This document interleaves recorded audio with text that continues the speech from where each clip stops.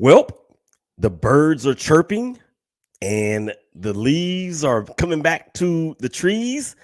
And I just happened to check my backyard on Wednesday and the grass is turning green.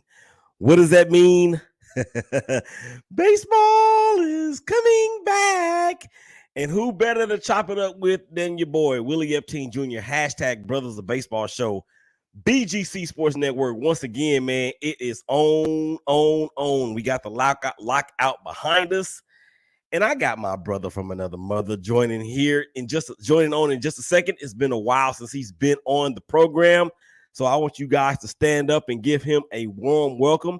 But before we do that, man, let's go ahead and pay these bills. This first segment of the brand new hashtag Brothers of Baseball Show is being brought to you by Midnight Hour Moving. Are you needing a quick, fast, safe, and reliable moving company? Well, search no more, because Midnight Hour Moving has you covered. At Midnight Hour Moving, their goal is to provide hassle-free moves from start to finish. Midnight Hour Moving can also provide packaging supplies, safe and secure warehouse storage. Plus, they can move you anywhere in the great state of Texas, both to and from the DFW. So call Midnight Hour Moving today, 817-399-1300. That is 817-399-1300. Or go to midnighthourmoving.com and get yourself a moving. Tell them that your boys, Willie Epting Jr., Mike Martinez, the Shakeback Media Group, the hashtag Brothers of Baseball, and the BGC Sports Network told you to holler at them so y'all can set it off on your moving needs. Okay, without further ado, let me go ahead and bring my man in here. He is a crazy Mets fan, and just for this particular episode, he's got a special shirt that he's going to unveil. Who am I talking about? I ain't talking about nobody but other than Mike Martinez. Mike, what's going on, brother? And lots, Willie. How you been, my man? How you been? I'm good, man. It's been a long time. I trust everything is well with the family and the little bambino. Everything is great. You want to hear something crazy? I do. He's a year old in a couple of weeks. Wow. Yeah. Wow. Wow. Blows my mind, man. Yeah. April 11th. It doesn't even seem like it was that long ago, Mike, when you were bringing him home. And I know, he had some issues there at first, but yeah. Yeah. He's going to be a year old on the 11th. It blows my mind, man. Unbelievable. Well, to God be the glory for that. Yes, sir. I'm so glad to see you, man. I actually reached out to Natalie earlier on Wednesday, but she's covering a Cleveland sports event. Yep. Or she covered a Cleveland sports event rather. So she was not able to get on with us. She did tell me that she misses us, and as you know, we miss her as well. So, but with that being said, to the dopest engineer in the game, Big Dave, baseball fans all over the planet, man, we got some stuff to talk about. Mike, where do you want to begin? Do you want to begin with your Mets, or do you want to begin with these new rule changes, or where do you want to start at? Tell you what, let's start with the rule changes, because I think that's something when you joined the Big Rican Baseball Show, that was back in December, which is hard to believe. Yeah. We hit on some of the things we thought were going to come out of this, and some of it came to fruition. Some of it didn't, but let's dive into there first, and then we'll talk about the good guys. Shameless plug for those guys that don't need a shameless plug. Okay, Not so those two. We know that you have two of the top pitchers of this generation in one rotation, but we're going to get to all of that a little bit later on. And then, of course, whenever we do our prediction show, I'm hoping you'll be available for that. You need to make yourself available for that, as I will do the same for your show. And we'll talk more and more in depth in the meat and potatoes about that. But anyway, these rule changes. Okay, so I actually misspoke the last time I did this show, and I said that the ghost runner for the extra inning games had gone away. Well, it did, but it came back. I was gonna say you didn't misspeak then, because it actually just got ratified today. Yeah, it got ratified on Wednesday. So talk to us about that, Mike. What's your thoughts on that? You know what? It's 6 of one, half dozen of another. Does it make it a little more interesting, a little more strategy in the extra innings? Yes.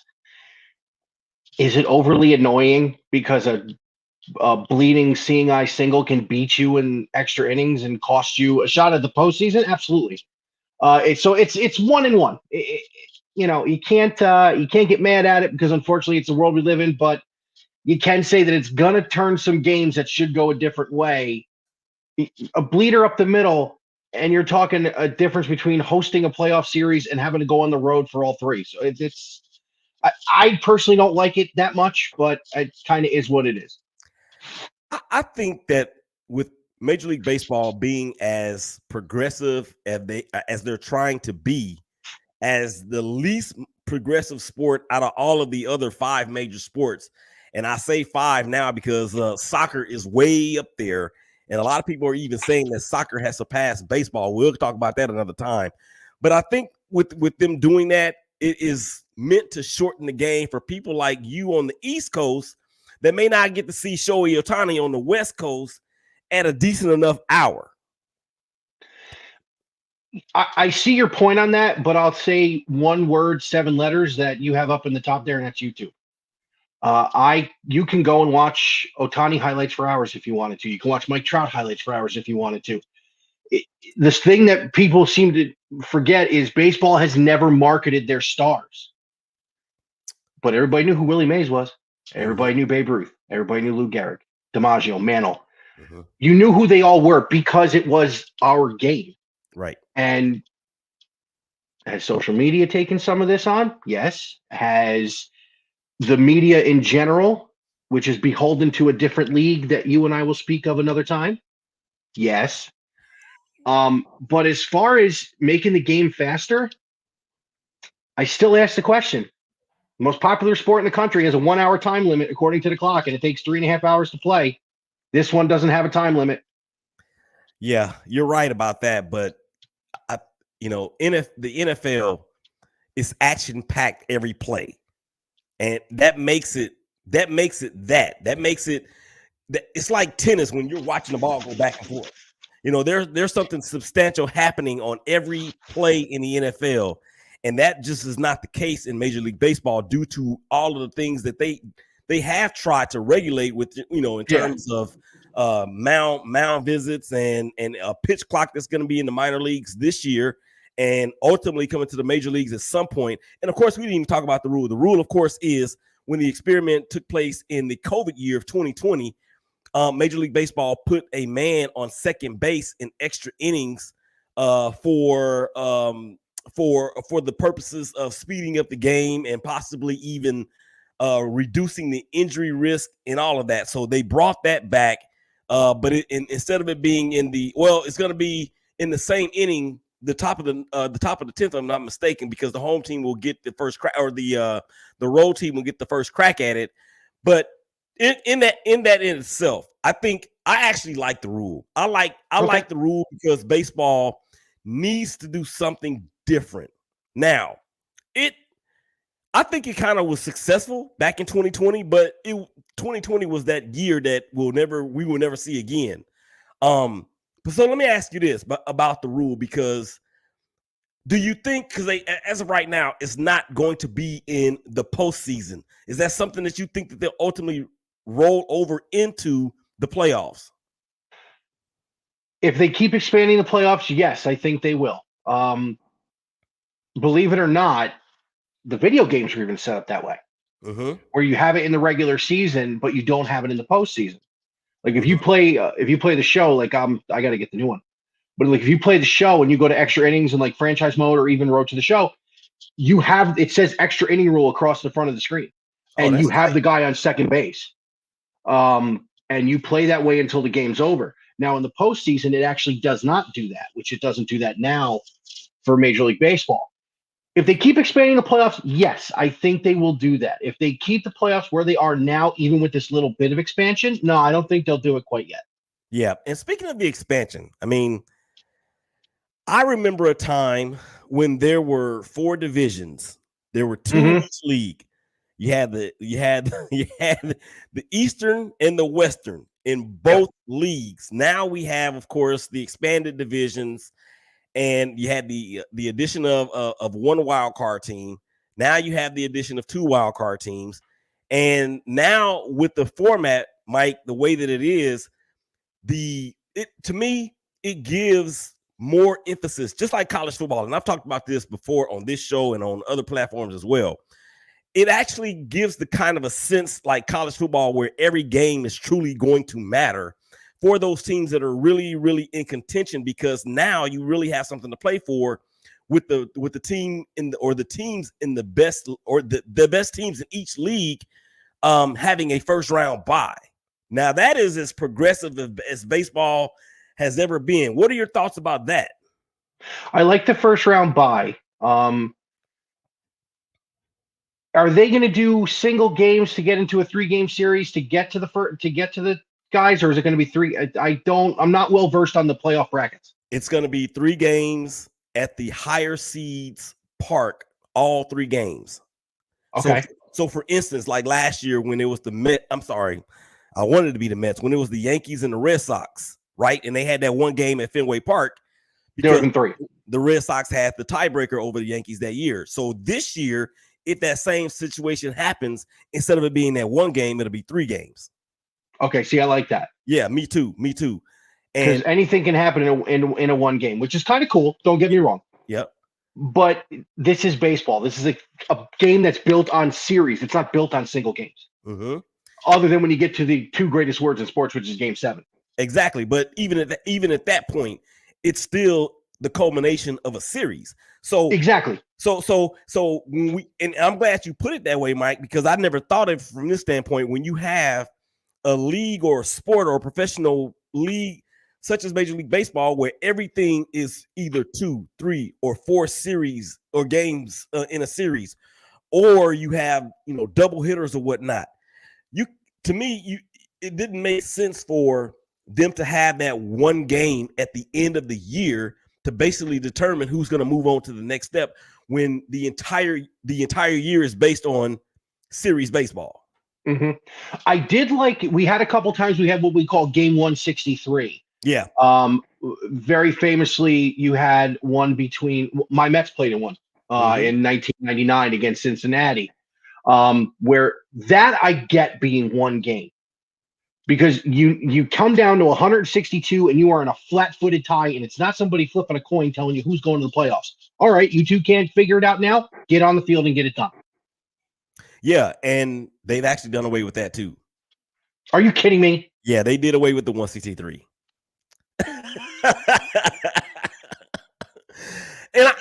And think about it like this, Mike, because we made all of the points as to why we like it being 3 games. Yeah. So now they're really just saying, hey, you know what? We figured out that baseball, Major League Baseball, is series-based games. Get rid of it. I like it. I like the change too. Like I said, that one Game 163, when you have had a September where people are coming out of nowhere, coming back from big deficits, that's cool. I understand taking it out. But it's like when you get your hope, that's hype. Game 163, that's some hype. Mm-hmm. But what I do like about the series thing and the expanded playoffs, this is going to keep more fan bases in it longer. Because now you have, look, the AL East loaded up. Yep. Well, I'm sorry, Toronto loaded up. Yep. So you're, God willing, the people in the Bronx won't be in it for long, but you're talking Boston, Toronto, New York will all be engaged from Game 1 to Game 162. Tampa always finds a way from Game 1 to Game 162. Not that anybody's engaged. In the Eastern Division in the National League, the Mets, the Phillies now, who have added humongous pieces to their lineup. Atlanta, even without Freddie, is still dangerous. You have New York, Philadelphia, Atlanta, and even to a point, Miami will be engaged from Game 1 through Game 162. And you can go to different towns across the country. The only thing I hope is that this expanded playoffs gets Mike Trout back into October. Yeah, and I actually saw an interview that he did out there. They're in Arizona, so it's the Cactus League. And the MLB Network, of course, is out there doing their live coverages. We have less than 30 seconds left to go in this first segment. Man, time flies when you're having fun. And they were talking exactly about that. Mike Trout was interviewed by those guys, and his desire and his longing and anxiety, for the lack of a better term, there to get to the postseason, so he can really show what he's about. Because 12 years. This is his 12th year in the league or in the majors coming up. Is it really? Yeah, 12th year, and he's only been to the playoffs, I want to say twice. Yeah, once or twice. Yeah, and he hasn't performed well when he got there either. So it's a lot to look forward to. All right, Mike, that's going to wrap it up for the first segment. We're going to stay live. We're going to disappear for just a second, but y'all come on back on the other side of the break. Mike Martinez, Willie Epting Jr., hashtag Brothers of Baseball Show. Y'all come on back and holler at us.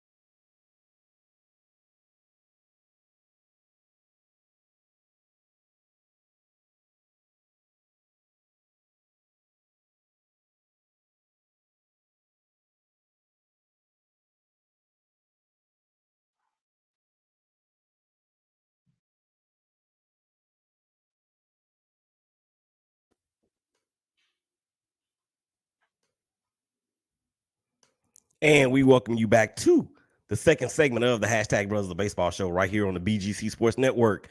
Mike Martinez, what's going on, man? Living a dream, Willie. Living a dream.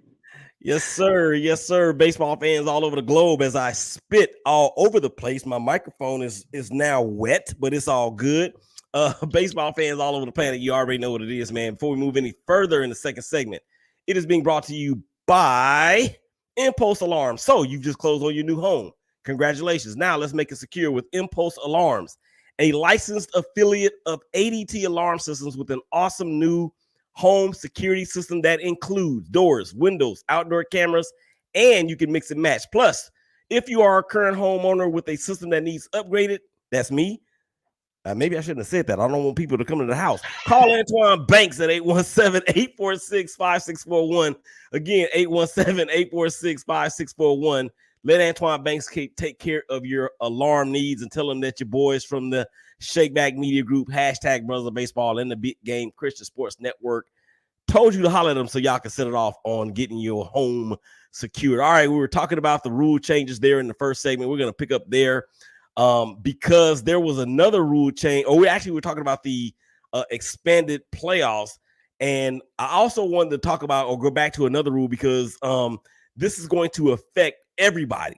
And this is, of course, the universal DH. And with your team, of course, being in the National League, this is something that you're going to get the experience on a full-time basis for the first time ever.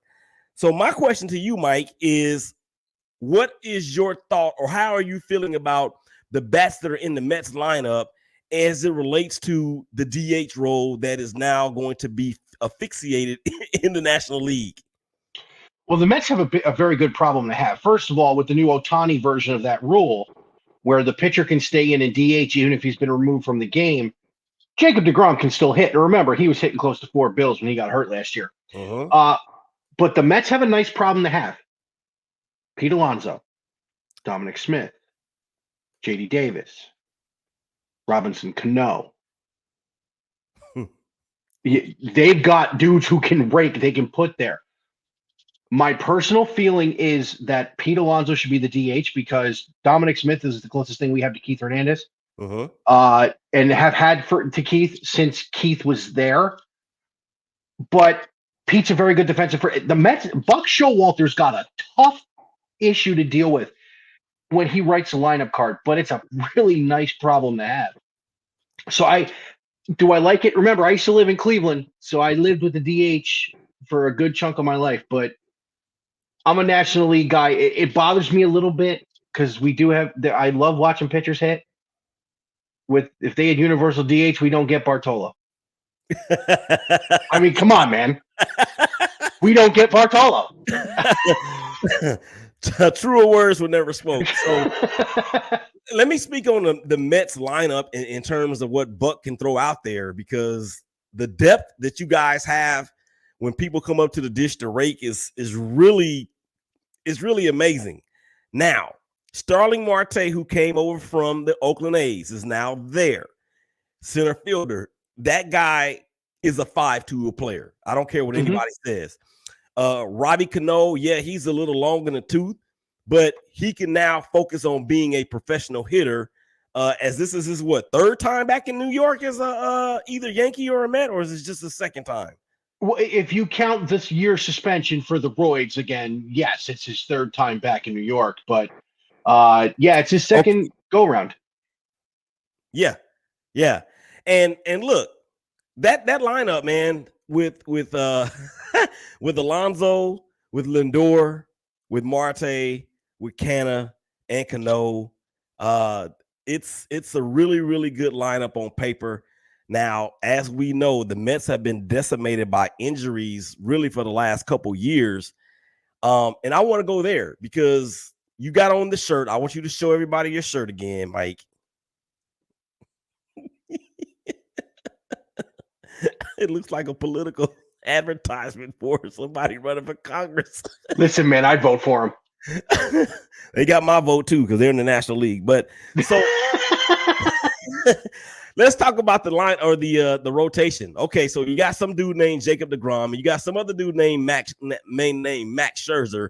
You got names. Yeah, you got Chris Bassett from the Oakland A's. You have Taijuan Walker, who's slated to be your fourth starter, and then of course you have Carrasco along with some other people that are vying for that rotation spot.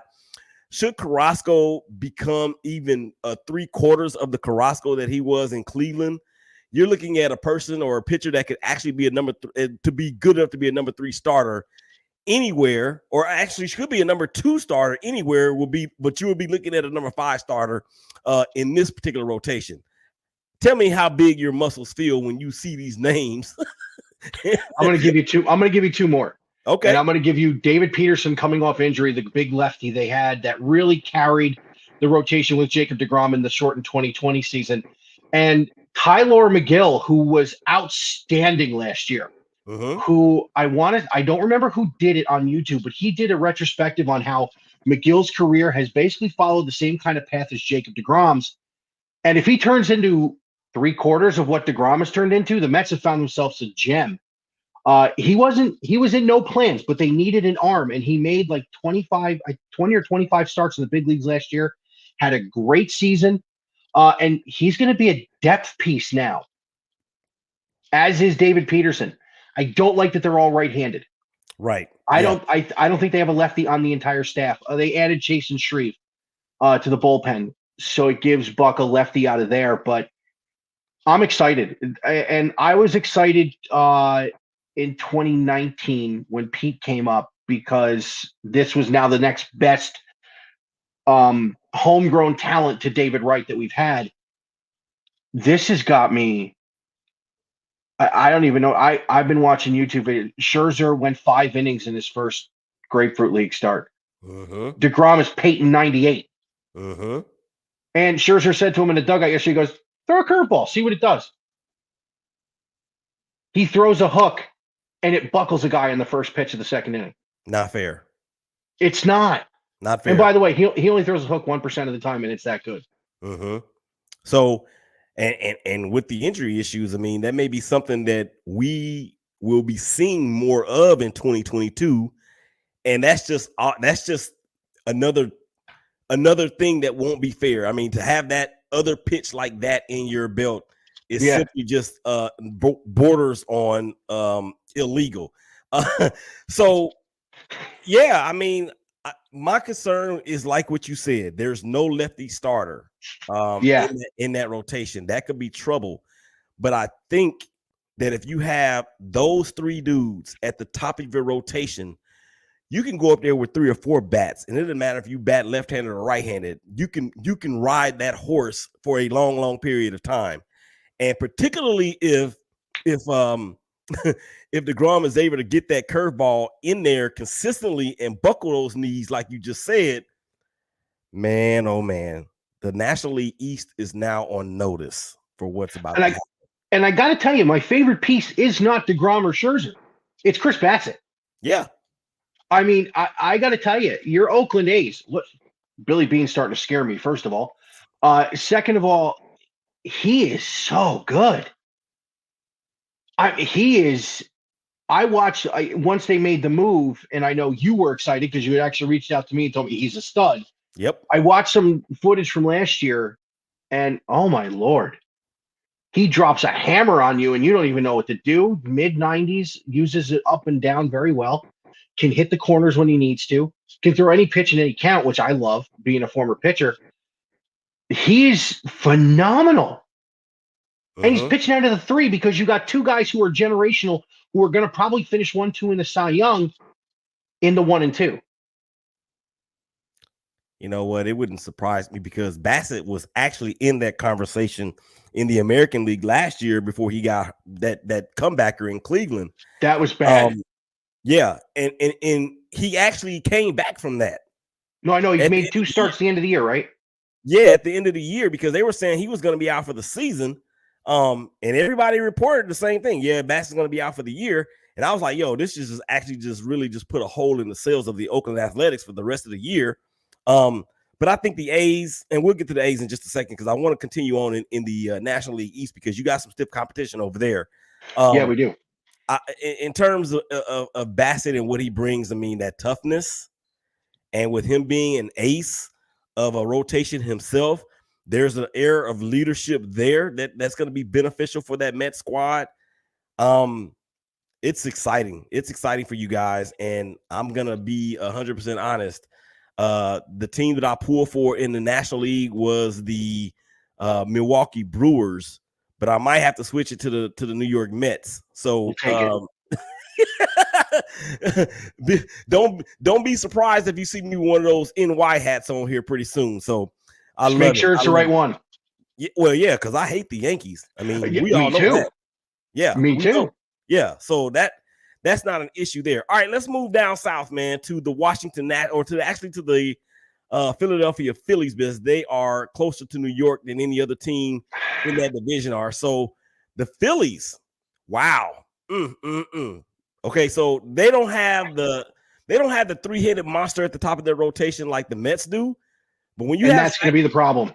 Yeah, but when you have Zach Wheeler and coming off of an injury or a bad year for Aaron Nola, with the additions that they've made, okay, so now they got Corey Knebel in the bullpen, and their bullpen the last couple years have been awful.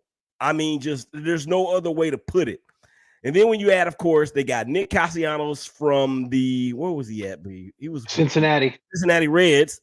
And then they get Kyle Schwarber from the Red Sox as the professional designated hitter. They got some things to worry about, Mike. They do, but what you also have is three guys in the middle of the lineup in Rhys Hoskins and Bryce Harper and Kyle Schwarber who are going to strike out 200 to 250 times apiece. And in Atlanta and in New York, you have high strikeout staffs. This is the same thing I talk about when we talk about the New York Yankees, when we've done postseason stuff.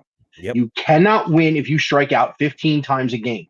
And when you bring in dogs like DeGrom, Scherzer, and Bassett in New York, and Max Fried and those boys down in Atlanta, who knows what Soroka's going to be coming back from the double Achilles tear, they're bringing dogs.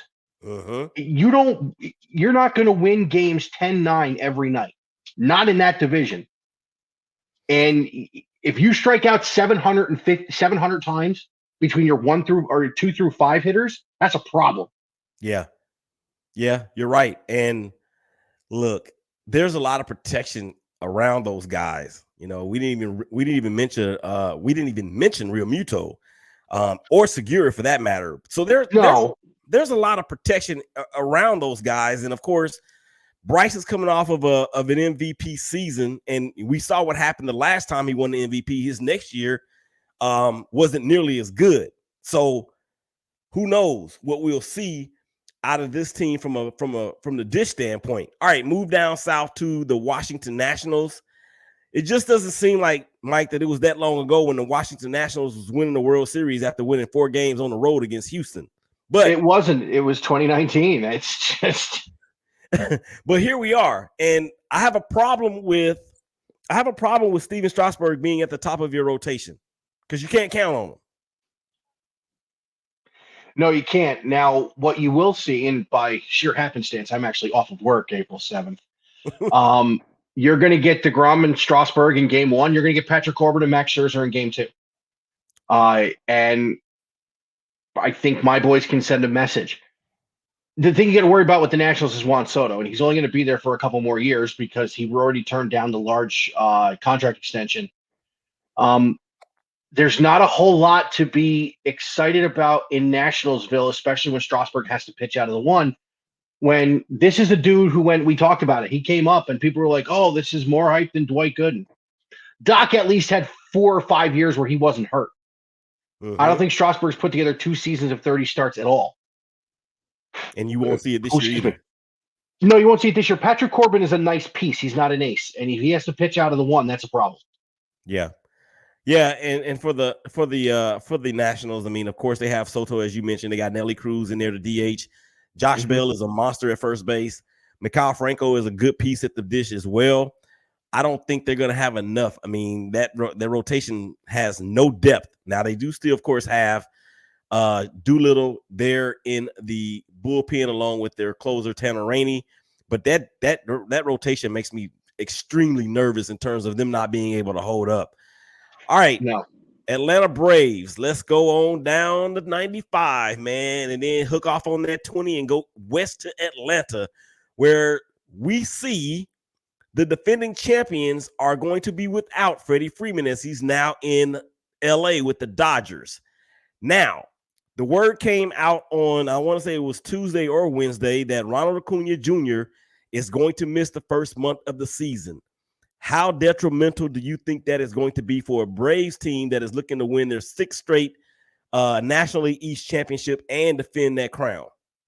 It's going to be huge because Matt Olson, who you had in Oakland, is a great piece. He's a local kid, which Atlanta likes to do. Here's the problem. He's not Freddie Freeman. Freddie Freeman was chipper light. Yeah. He was never supposed to leave Atlanta. And I don't know why they made this choice. Again, not that they didn't make a great move to get Matt Olson to bring him in there, but you also have questions in the starting rotation. Now, without Miguel Soler in the lineup, who's down the road to Miami, you have holes. You have the question marks in the rotation are they good enough? Is can Soroka come back and be a back of the rotation guy? Because you do have Charlie Morton, you do have Max Fried, you do have Ian Anderson. The back end of their bullpen needs some work. It's not that it's not good, but when you now have to stack up against a team like the Phillies, a team like the Mets, who are very deep in the lineup and on the bench, that's going to be a problem. I think Atlanta can Atlanta win the division? Yes. They're defending world champions who came out of nowhere to do it. Anything is possible with them. They've got some questions to answer over the next 162 games. Well, and to their credit, and maybe even to their defense a little bit, I mean, they still have I mean, Austin Riley's still there, Dansby Swanson's still there. Albies had a great year last year. Matt Olson, when you look at that infield, they're probably one of the top 4 or 5 infields in the National League, not all of the majors. And I believe that Austin Riley is going to have another huge year. Adam Duvall's still out there in right field, but guess who's coming back after being out? And now he's going to really be able to be all he can be in that DH role. And that, of course, is Marcell Ozuna, who will be back. So that's going to be a huge thing for them. And maybe with Acuna Jr. being out for that first, 4 or 5, 6 weeks of the year, Ozuna will be fresh. He can swing a good bat, and it may be enough to not really or replace the production of Acuna Jr., but at least offset some of the loss that's going to take place there. All right, Mike, we're coming down the end of the second segment, rather. We're going to come back on the other side of the break and finish talking about the National League East before we move over to the American League West, where the Oakland A's are, and Oakland A's have really basically no players that I recognize anymore because that's just what they do. So they're all in the National League East. Exactly. All right, man. I'll come on back on the other side, man. We're gonna get back to that. Mike Martinez, Willie Epting Jr. # Brothers of Baseball Show. Y'all come on back and holler at us.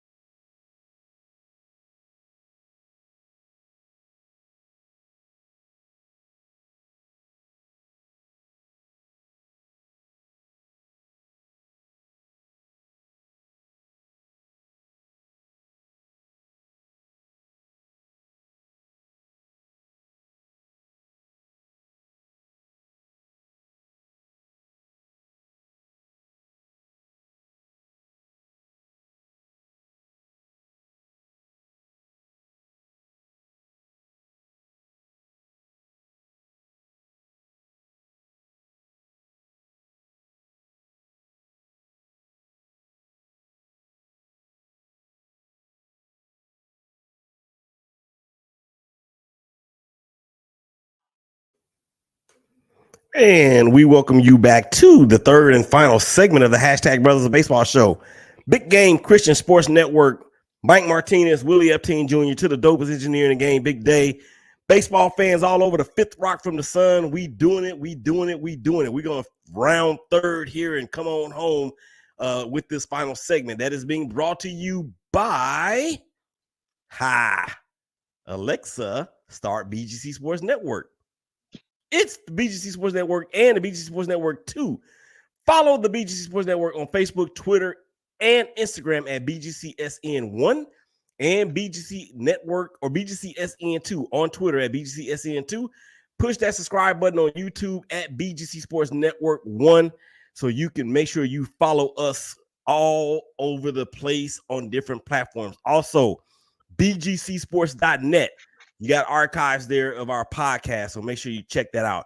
All right, Mike. So we were talking about the Atlanta Braves, and we're winding. We're rolling our way down south in the National League East, and we're going to go ahead and stop in Miami, where the biggest news that's come out so far is the resignation of one Derek Jeter. That kind of caught me by surprise. What were your thoughts about that when you first heard about that? He should have been fired when he sent Giancarlo Stanton to the Yankees for a dumpster fire and a box of donuts. Listen, man, I respect him as a player, but as an executive, your first big move when you take over a team is to feed the team that you played for 20 years, your best player. Anything after that was suspect to me. Mm-hmm. Loved his hire of Don Mattingly. Loved Donnie Baseball. But I think this new Marlins regime made a big move in signing Jorge Soler the other day. That's massive. Mm-hmm. You get Sandy Alcantara back healthy this year. You have your young players in Jazz Chisholm. The right fielder, I can't remember his name, but he debuted against the Mets. That kid is phenomenal. Avisail Garcia.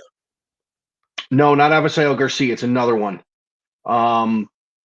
Is it no, not Roberto something. I'll find him. Yeah.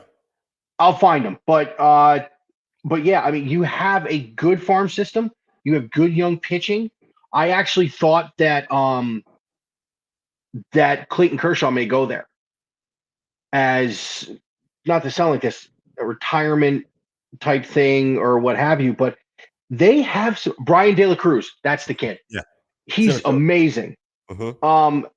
Listen, they have got some good young talent there. They're going to be a problem in that division. Do they have the big boppers and the big names like the Phillies or the Mets or even the Braves at this point? No. What they have is a scrappy team with good pitching and a decent back end of the bullpen that's going to cause some problems. And when you talk about the young talent that's there, I mean, you got Chisholm Jr., you've got Wendell, you've got Rojas as shortstop. I believe that if somehow Clayton Kershaw were to head to Miami and South Florida, that would bring a bit of a stabilizing veteran leadership force, not only to that rotation, but to that entire team. I don't know how. I mean, I believe that they're still going to finish fourth or last in this division, but it won't be because of a tremendous lack of talent. It'll just be because everybody else is better. No, I think they finished fourth. I think the Nationals finished fifth in the division. You think the Nationals finished fifth? Yeah, they don't have as many horses as the Marlins do. I don't know, man. They got Soto, and I don't know. I'm talking about here. It all comes down to this, and the Marlins have more pitching than the Nationals. That's very true. This way, they have more reliable pitching than the Nationals. Yes, very true. And a lot more depth for sure. Agreed.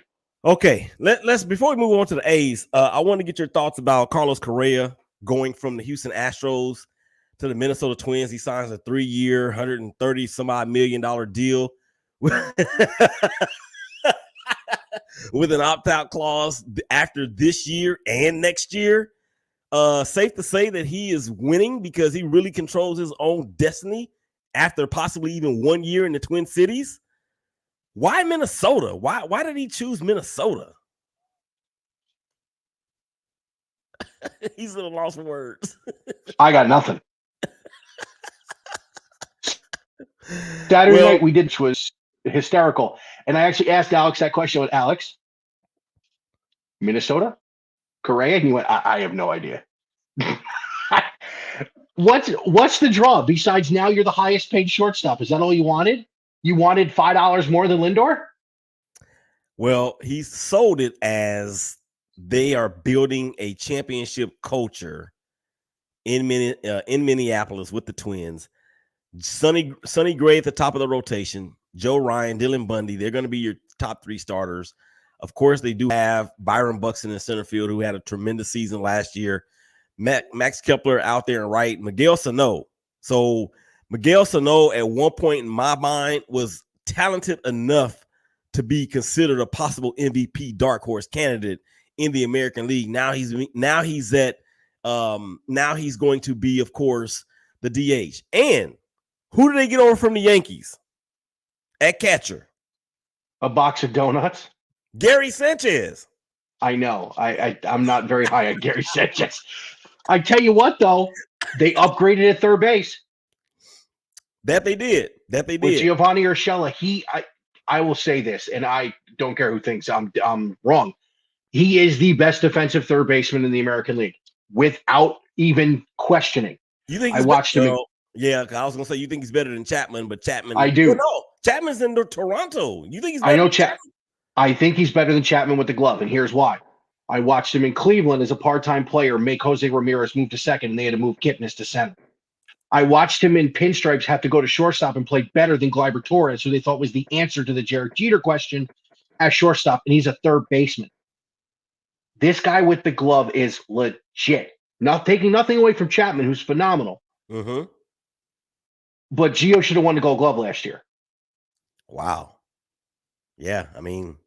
And hold on, he played in pinstripes. I hate them. So for me to say that he should have won it. You sound like me when I talk about the Chiefs. I hate them. I've been saying that about my own franchise recently. Well, we'll save that for another day. Now, let's go to Toronto, because we did mention Matt Chapman. He goes there. He had a down year last year at the plate. Now his defensive prowess is still all of that. But that team is so loaded, dude. I mean, let's just talk about their Vladimir Guerrero Jr., Kevon Biggio, Matt Chapman, Bo Bichette, Lourdes Gurriel, George Springer, and then Teoscar Hernandez as the designated hitter. Hernandez and Vladimir Guerrero, I think both of them combined for over 90 home runs last year. Is anybody going to be able to get these dudes out? Here's my question. How did they upgrade after losing Marcus Semien? Exactly.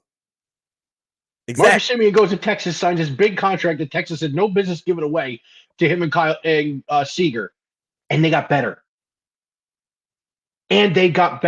Don't forget, Kevin Gausman went there too.